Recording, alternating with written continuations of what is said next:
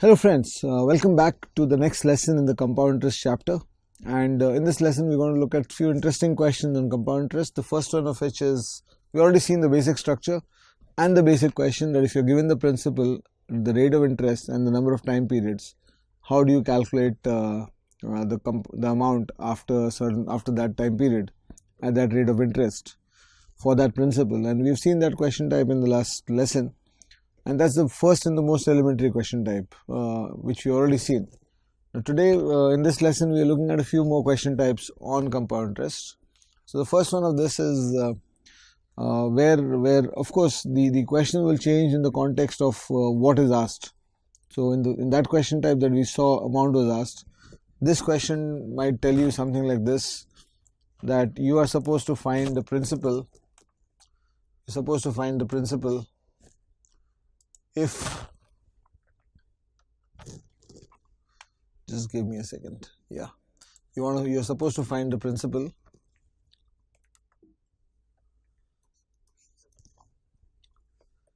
which will amount to rupees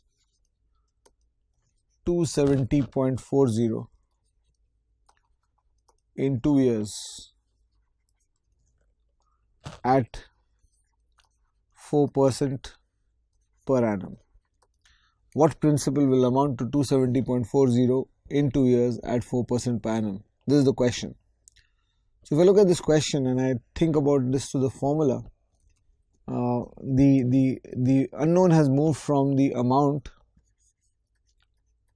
The formula for compound interest is, as we know. So in the previous question, the unknown was here. Now the unknown has moved to the principal. The amount given to you is 270.40.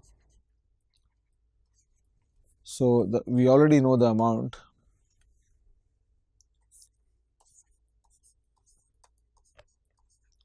And that is equal to the principal into 1 plus 4 by 100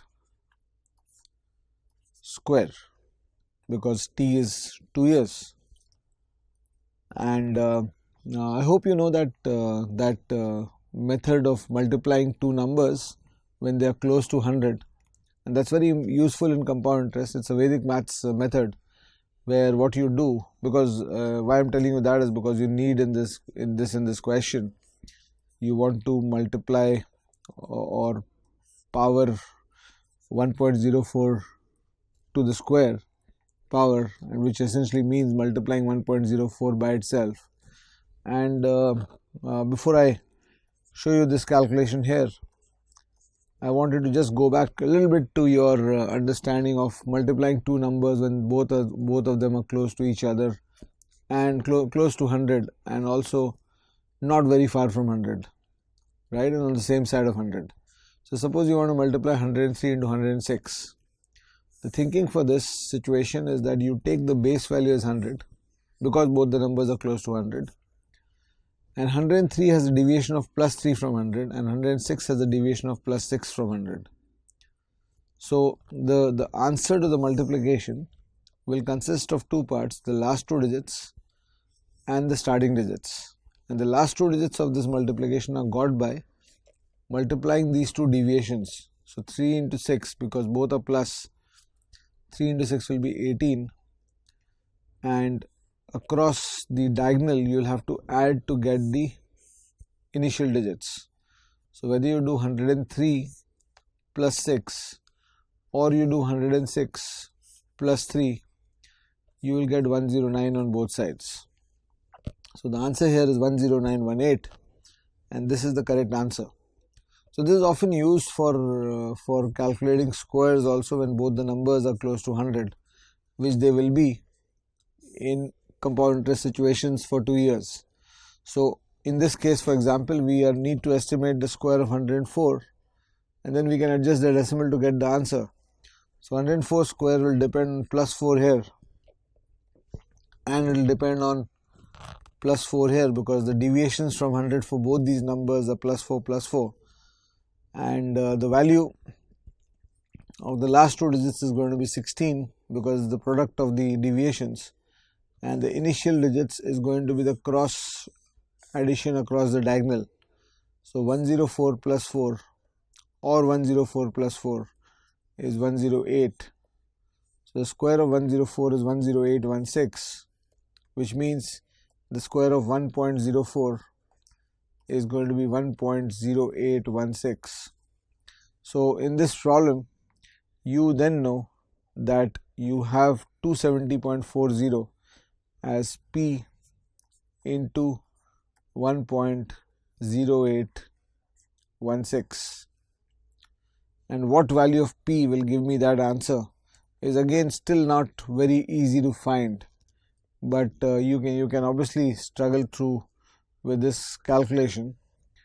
P into 1.0816 being 270.4 gives you an answer for P as 270.4 divided by 1.0816, and if you calculate that correctly, you will get a value of P as 250, right? But in an aptitude exam, most of the times you will have options in front of you, and rather than doing this through this long elongated process with these calculations, suppose you are given 4 options here, let's say 200, 225, 250 and let's say 220.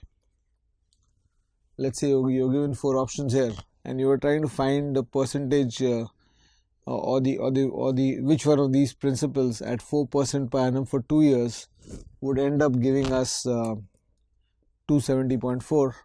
So what you could do is you could plug an option from here. Let's say you try 220, and if you try 220 and 4% per annum interest, simple compound interest for 2 years, the first year will become 8.8. 4% of 220, 1% of 220 is 2.2, so that will become 228.8, and you can clearly see that after another 4% increase, which is going to be approximately only 8 or 9, maybe crossing 9 a little bit, you know nowhere going to get to 270.40. So what happens when 220 gets rejected? 200 also gets rejected because 220 is much lower than the answer required. So 200 will obviously be even further lower. So then if you try with the 250, you increase 250 by 4%, it becomes 260, and you increase 260 by 4%, and that is a 2.6 into 4, because 1% of 260 is 2.6. So this will become an addition of 10.4, where you get the answer as 270.4, and this is exactly what is required. So again here you can see that the PCG bails you out of the tough calculation you had to do if you went through the through the formula for compound interest. Let's do one more question on compound interest here.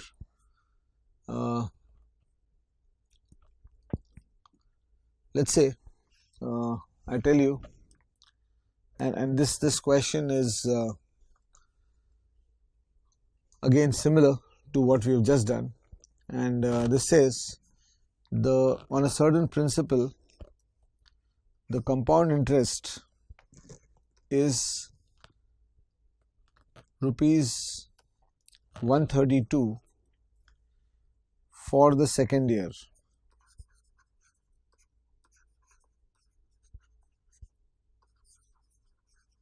So this is important. The compound interest for the second year is 132, and the rate of interest is 10% per annum, and interest is compounded annually.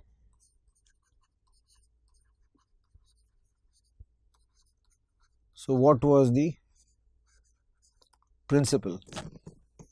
You're supposed to find the principal here. Now again, if you try to force fit the formulas into this, you can do it, of course. In this case, what happens is that the principal itself, the amount after 1 year becomes the principal for the second year, right? So the amount after 1 year becomes the principal for the second year, but it's a very cumbersome process thinking that way. A much easier thought is again the PCG, and you have a PCG where you're told that there's a principal is growing by 10%. What it amounts to is not given to us, but when it grows again by 10%, the interest for the second year is 132. Now when you look at this, it's very obvious that if the interest on this amount is 132, that means this amount must be 1320, which then means that the original principal, starting from a value of this, even if you take it x from now, x into 1.1 is 1320. The value of x will come out as 1200 if you calculate that. Or you could have simply done this through trial and error. You don't need to look too far. It's pretty obvious in this situation that 1200 increased by 10% will give you a 1320 value. And hence the principal is 1200 and the rate of interest is 10%, and after another year the amount becomes 1452. And once you can think all this, you have complete control of the question. They could have asked you this instead of that, and you would not have an issue once you understand the numbers and you've taken out what values are there, right? So with that I'll close this lesson. I hope you enjoyed these standard questions on compound interest. In the next lesson, and I would encourage you to do the assignments first, and in the next lesson we are looking back now at simple interest and compound interest in a combined fashion, where there are certain questions which are between simple and compound interest, which have both components, and we'll look at mixed questions on simple and compound interest to close the chapter of interest completely, right? So I'll see you on the other side. Bye for now.